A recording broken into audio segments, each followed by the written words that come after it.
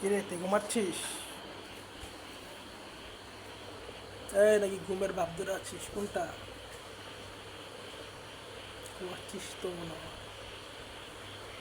কথা বলে যাবার নর জানান দেয় যে হ্যাঁ আমি ঘুমাইছি, তাই না?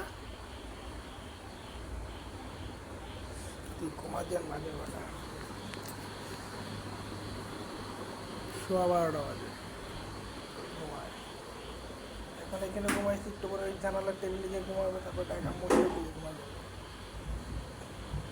তিন বাবা গুরগু একটু ডিস্টার্ব কর। এই রুমে কি ঘুমাচ্ছ?